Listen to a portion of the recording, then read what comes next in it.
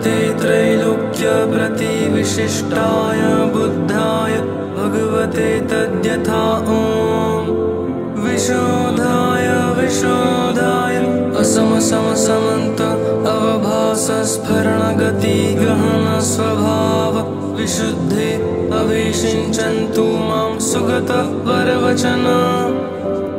अमृत अभिषेके महामन्त्रपाने आहर आयु सन्धारणि शोधय गगन विशुद्धे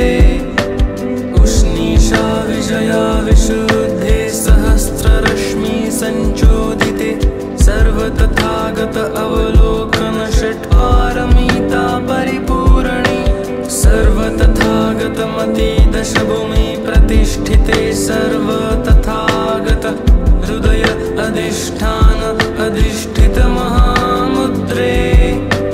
वज्रकाय सहर्ण विशुद्धे सर्व आवरण अपाय दुर्गति परिविशुद्धे प्रतिनिर्वर्तय आयुः शुद्धे समय अधिष्ठिते मणि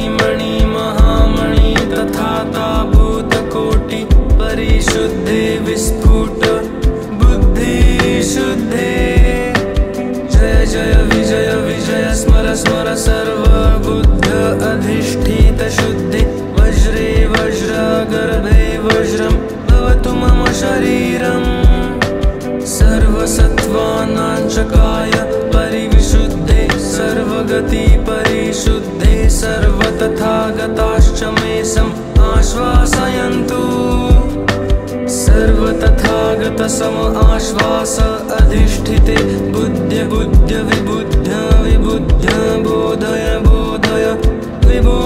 विबोधय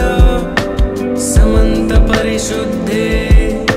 सर्वतथागत हृदय